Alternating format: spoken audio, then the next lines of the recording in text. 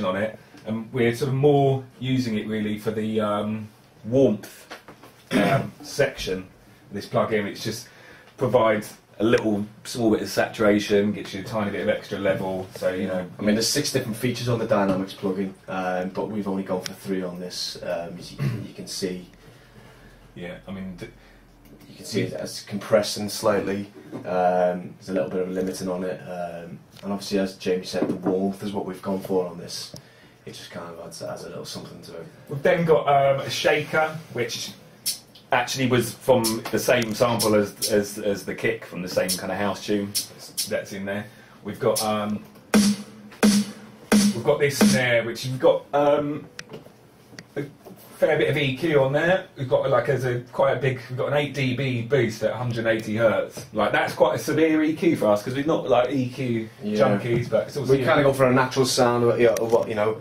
The samples that we use, you know, they've got to be good in the first place and stuff. Yeah, that's. I mean, that is 100% the key to drums and everything. Really, is sound selection. Yeah. Absolutely, it is. You know, if you don't get the right sounds, you haven't got a chance. Whatever processing you're going to put on there. So this is not what we always do to like a snare. You know. Yeah, there's no like typical, because you know some people, I think they kind of get in their minds. You've got to EQ this frequency to a kick and this to a snare, and you know.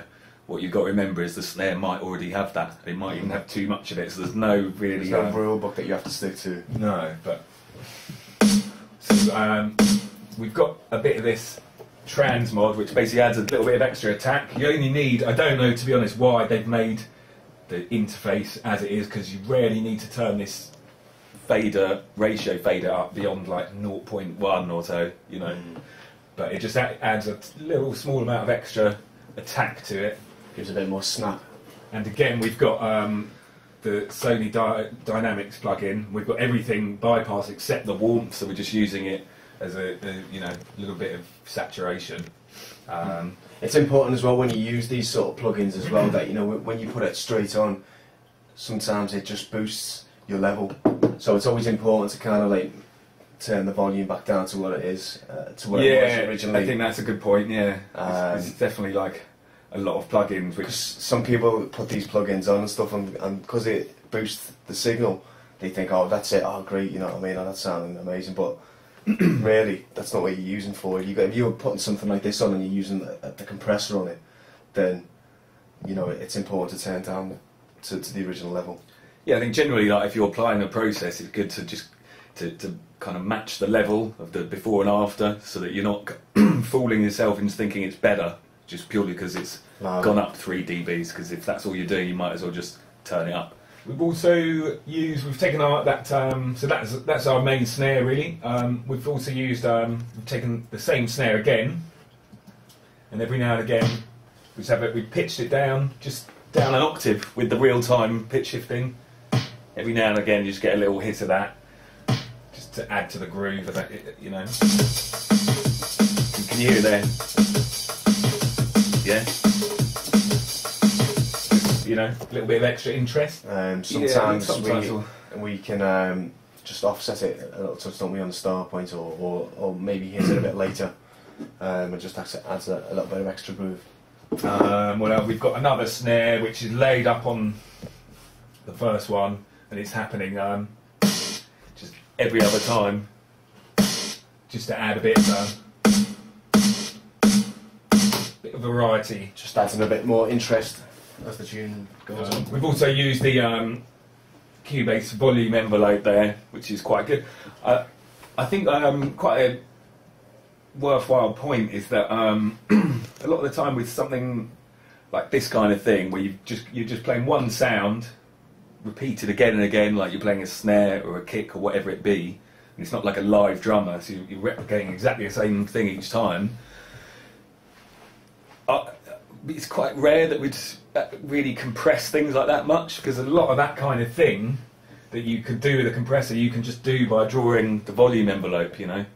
It's only like if you've got something that's, you know, it's a live drummer or something and every hit's different, you need to like bring it into line, then the compressor's going to be more appropriate. But a lot of the time you don't really need to do that, because, you know, compressor effectively is acting a bit like a volume envelope. So it's kind of handy little tool this as well. You can actually go in and, you know, you can shape the curves whatever way you want it. You can draw completely flexible. You can do that, you know, or you can actually, if you want to move it yourself and add a little bit more, you know, just a bit more variety to it and stuff. So it's quite a clean, clear sort of hat. It's quite toppy. It's going to, you know, cut through nicely. We've then got, that's basically taken from a sample CD, just a few samples of crash sounds. You'll have to, you know, trial and error to find the right one, you know, that works exactly in the context of your drums. And we've done quite a common technique, which is side chaining them. So that's the part, and we bring the rest of the beat. Just kind of ducking when the kick's coming in or the snare's coming in. Yeah, basically just makes it sit in the mix a bit better, makes it sound a bit more pumpy, doesn't it? Yeah, just, you know, a bit more kind of, a bit bigger. So you can then, you know, brings up all the sustain of it basically. Yeah, we just use the Keybase compressor, which has a side chain on there, so we can then click this little button here, and that enables the side chaining. So what we'll do is then is this going to the kick, is it? Yeah, we've got the kick sending into that side chain. Yeah. So basically what we'll do then, we'll go to the kick channel, and what we'll do is, if it's on the kick channel, then you can go in there and you go to the side chains at the bottom here, and then you can see a list of things which has the side chain on.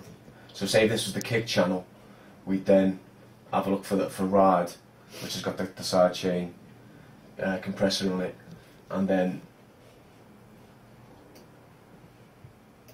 kind of hit this button here and just give it a little bit of level here, and this controls how much it's going to side chain then. We've also got a stereo enhancer on those rides, standard Cubase one, which is quite nice actually. A lot of the time stereo enhancers can be, you know, a bit dodgy, can create problems.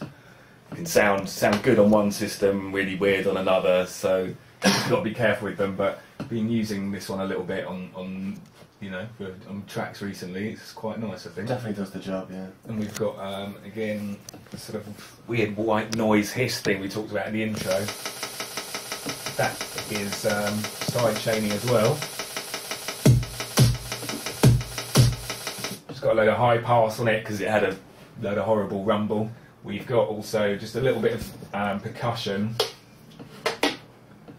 Weird little conga hits. They're actually from the EMU sampler library that I got with my EMU E64 in about 1995 or something. Yeah, from a CD-ROM library, but it's some interesting percussion sounds on that. We've got a little couple of bongo hits, and that's we've also got another.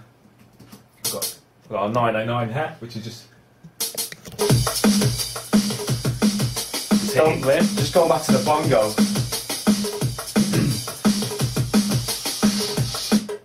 It didn't actually sound like that from the original sample that we had. And we actually, you know, with something like this, we'll go in and we'll chop it up and stuff, and we'll move a couple of hits around and stuff just to fit in the role of the break that we've got going, you know. We basically have our general kind of method is we'll set up a group, a drums group, and we'll also set up quite often, which we've done here as well, is we call it drums wide, and what we'll tend to do is we'll send this kind of main powerful hits like the kick and the main snare, we'll send them straight to the drums group. Everything else, all these sort of hats, maybe your percussion, your rides and stuff, we'll send them to the wide group, and we'll put a bit of stereo enhancer widener on there. Not always, but you know, it's mainly percussion that goes to the drums wide channel. Yeah, we wouldn't put, you know, the kick and snare. You don't want to. And from there, the drums wide group goes then into the main drums group, exactly, which is next to it. And that's kind of like we'll do a bit more processing there. If the beat needs it, we'll add a bit more EQ.